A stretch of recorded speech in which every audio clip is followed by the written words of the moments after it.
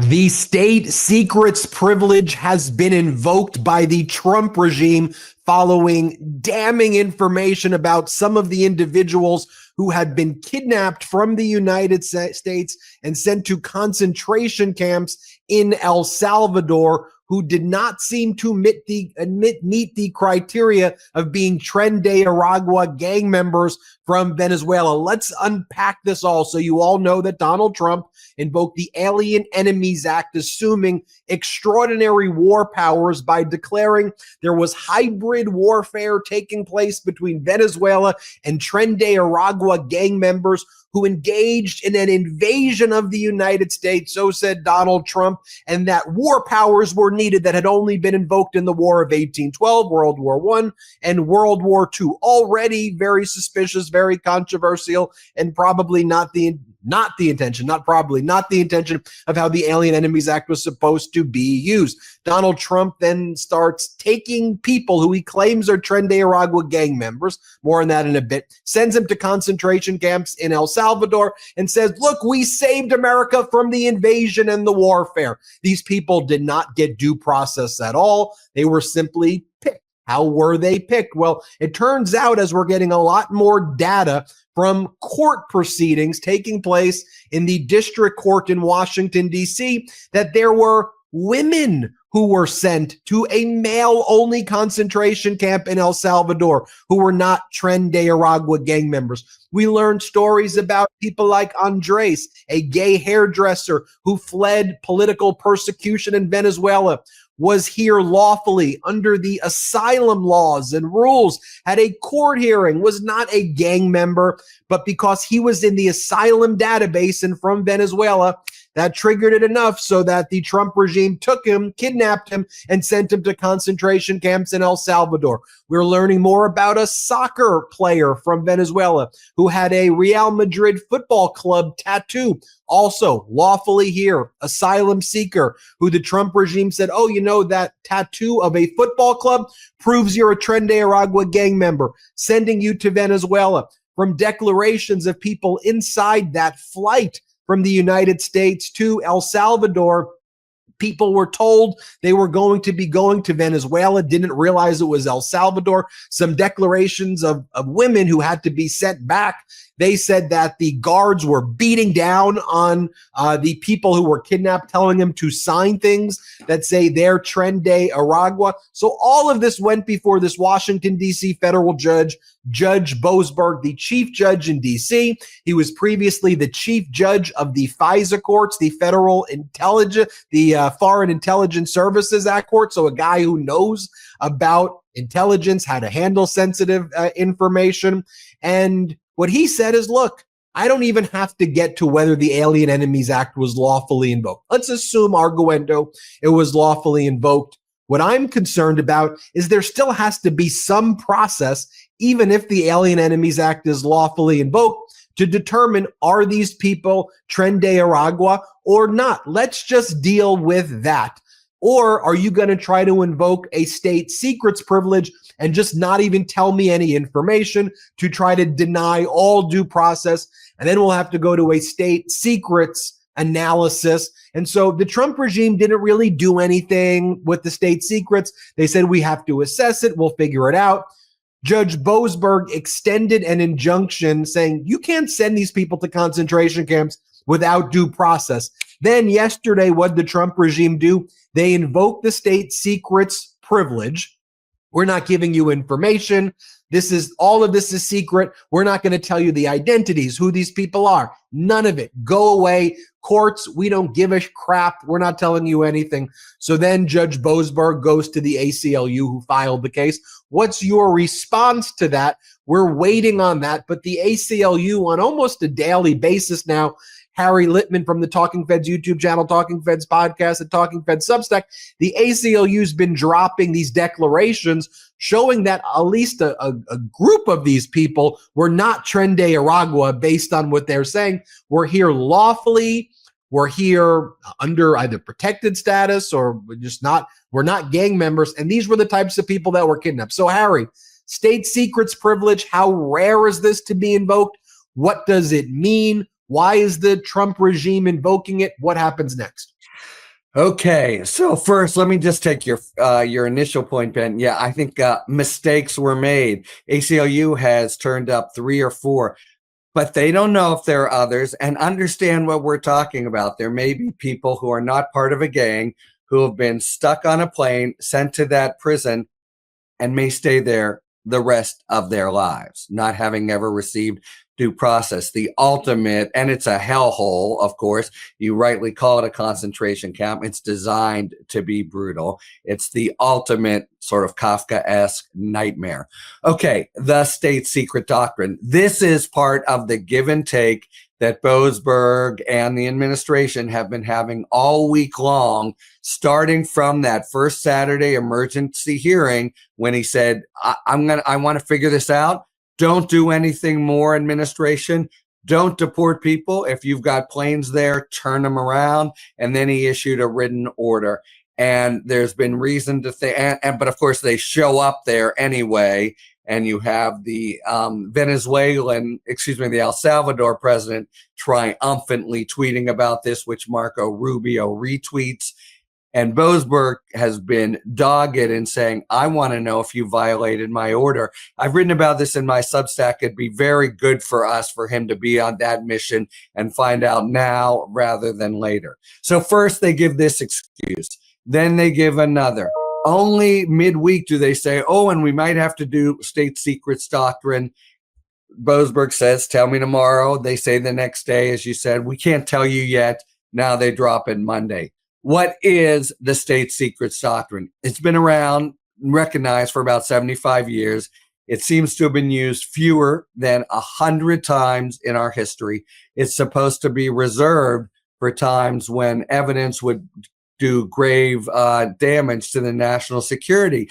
But this is the weirdest context I've ever seen it invoked in. What happens when you do state secrets?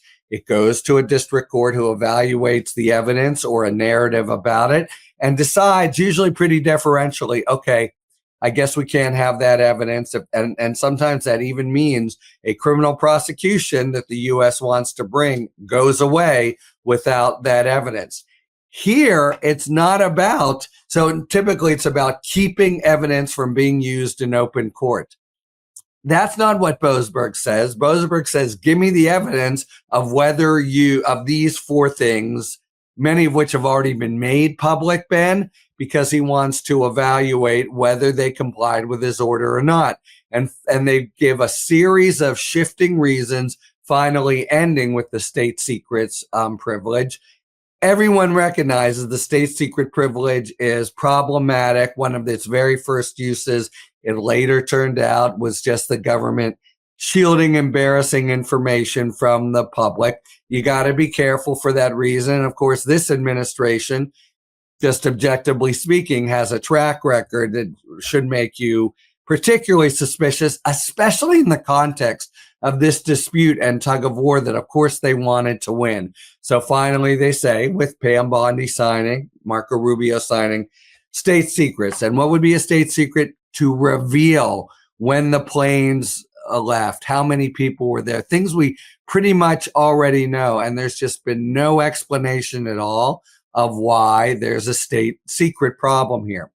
Nevertheless, the administration is kind of, it's its ultimate trump card with Boasberg. There's only one case I know of where a court says this is bogus, and the Supreme Court then reversed it. This was the Ninth Circuit. So it's very problematic, but it's really fishy because this is to keep evidence from coming out in open court, and it won't come out in open court. Boasberg, who, as you say, is completely expert at evaluating these things, would read it. And their very tenuous argument is just that if he gets it and reads it, other allies may have less confidence that future classified information will be kept secret.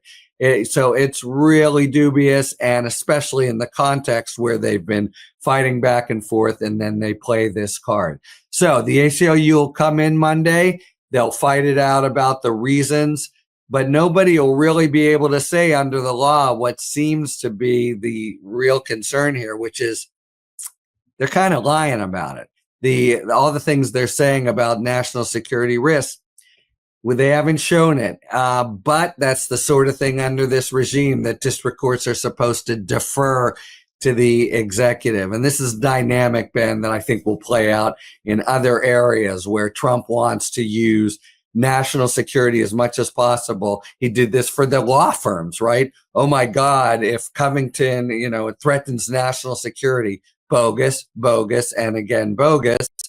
But he wants to be able to use all laws that have him be insulated from actual review. And this is the perfect example. So state secrets, probably fewer than 100 times in 75 years, but not for this reason, because nothing would come out in open court anyway. Nevertheless, it puts Boasberg in a terrible jam, because if he says, this is not how it works, he's at real risk, and he knows it, for being reversed by the Court of Appeals or the Supreme Court. You have Trump doing ISIS style propaganda videos showing the people getting brutalized in El Salvador so you can see them. So obviously it's not a national security issue if you're making videos of the people and you're showing them get beaten down.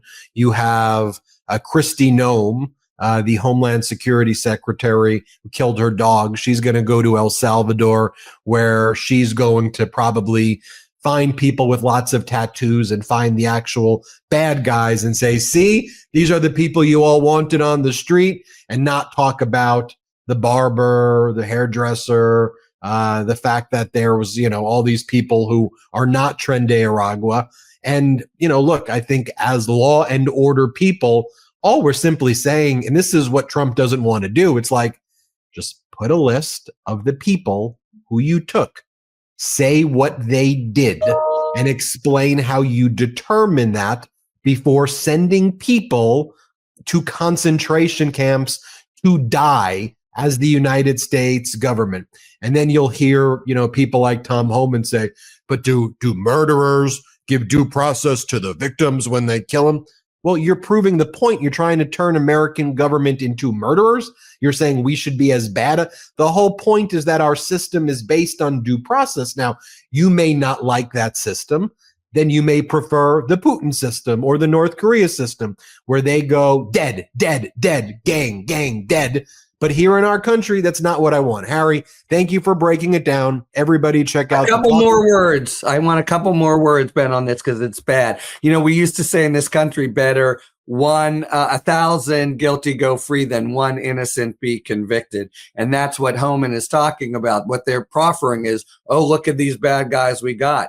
But forgetting, the possibly just disappeared people and for life, and the American values that is part of. And, we are just this dynamic. I say national security and judges just have to shut up is really a cross-cutting trope for the Trump administration. And it's going to play out at the Supreme Court, I think. And I'm not sure how it's going to go, because of this strong doctrine they have that you can't second guess at the good faith of an executive. You can see why they have that doctrine, but it's a pretty poor fit for an executive who, I don't know how else to say it, wakes up lying and lies all day. So it really does pose the risk of the very tyranny that you're talking about.